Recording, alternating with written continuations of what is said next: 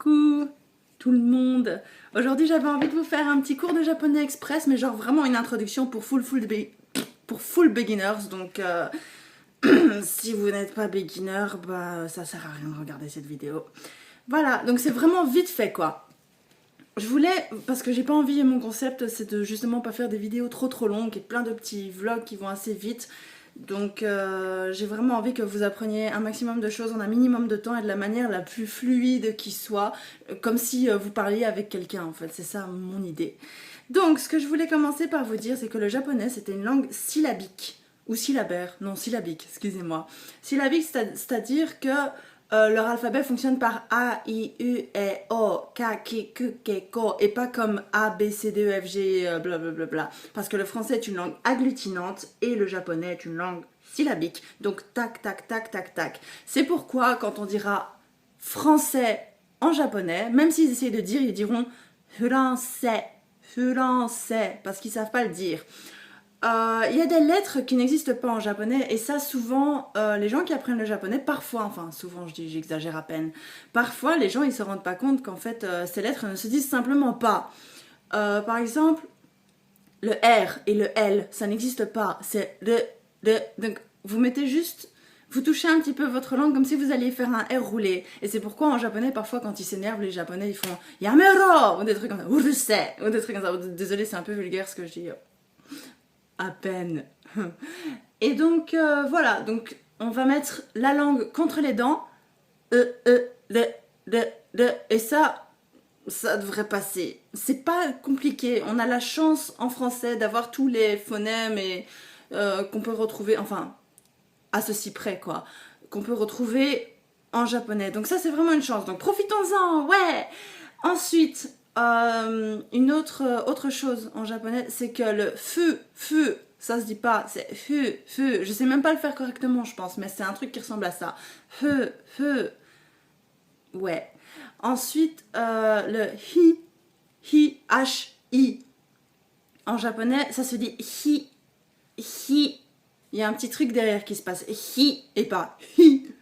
Parce qu'on voit un H, on a envie de faire un H aspiré en français, forcément. C'est normal, je comprends, mais c'est pas comme ça que ça marche. Et ça sonne très bizarre. Voilà, donc ça c'était pour la petite introduction un peu olé olé, enfin un peu phonétique. Maintenant on va passer à l'écriture. Dans l'écriture japonaise, il y a 3 types d'écriture. Il y a les hiragana, ou avec l'accent japonais les hiragana.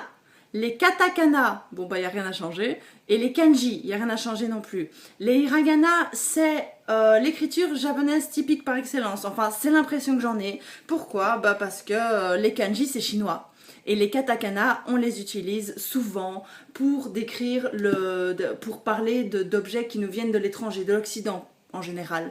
C'est-à-dire, par exemple, hamburger en japonais, qui se dira hambaga, s'écrira en katakana et pas en hiragana et encore moins en kanji, puisque les kanji viennent de la langue chinoise.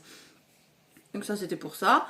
Et les hiragana sont très utiles aussi pour interpréter les kanji quand on est plus jeune, pour lire les kanji, parce que vous verrez beaucoup dans les livres pour enfants, dans les shonen ou dans les shoujo, les mangas donc, et souvent dans les chansons, les karaokés, machin bazar, vous voyez aussi quand vous allez au karaoké au Japon que souvent les kanji sont accompagnés de tout petits symboles au-dessus des petits kanji, qui sont en fait la manière de lire japonaise. Donc c'est écrit en hiragana en fait. Voilà, c'est pour nous aider à lire parce que souvent les japonais ne savent pas lire tous les kanji qui existent. Il y a des kanji qui leur parlent même pas du tout. Parfois ils ont l'idée de ce que ça veut dire mais ils savent même pas comment le lire. Voilà. Donc pourquoi, voilà, vive les hiragana, j'ai envie de dire. Donc pour vous montrer vite fait à quoi ressemblent les hiragana, c'est à ça. J'ai mon petit dictionnaire ici. Voilà, donc vous avez A, I, U, E, O, Kaki, Ku, Keko, Sashi, Su, Seso, Tachi, Tsu, Teto, etc., etc. Donc vous voyez très bien que l'alphabet fonctionne de manière syllabique. A, I, U, E, O. C'est pas A, B, C, D, E, F, G. Nanana. On n'a jamais une consonne avec une consonne. On a toujours une consonne, une voyelle, une consonne, une voyelle en japonais. D'accord ? Pas comme dans France, par exemple, où on dira France. Donc on a une agglutination au niveau phonétique. On a le F et le R qui se suivent. Donc 2 consonnes qui se suivent. Vous ne trouverez pas ça en japonais. Je ne pense pas en tout cas. Voilà. C'était mon avis. sur la question. Non, en fait, c'est un fait. Voilà, c'est comme ça. Je vais vous montrer les katakana maintenant, vite fait. Ils sont où mes petits katakana dans mon petit dictionnaire ici? Voilà, ici. Même chose. A, I, U, E, O, Kaki, Kukeko, Sashi, Suseso, Tachi, Tsuteto, etc., etc. Et vous verrez que finalement, ils ont l'air beaucoup plus chinois que les hiragana que je vous montre ici. Je trouve, hein. Les hiragana sont plus ronds en fait. En tout cas, c'est comme ça que je m'en sers. C'est comme ça que je fais la différence, en tout cas au tout début. Mais par contre, il y a des hiragana et des katakana qui se ressemblent super fort. Par exemple, si vous regardez ka, ki ici, et que vous regardez ka et ki ici, perso, moi je trouve que ça se ressemble. Je sais pas vous, hein. Je vous remontre encore un petit peu ka et ki. Ka, ki, ka, ki. Vous voyez qu'il y a un air de famille quand même. On sent qu'il y a un petit air, hein, il y a le même papa, le même maman. Non, je rigole, excusez-moi, je me calme. Voilà, et je vous montre pour terminer les kanji qui sont les caractères chinois et qui ne fonctionnent pas du tout de manière alphabétique. Enfin si, il y a un système de clés pour les rechercher dans le dictionnaire. Mais ça, je vous expliquerai plus tard dans une autre vidéo. Voilà les kanji. Donc on commence sur des kanji plutôt simples, ici.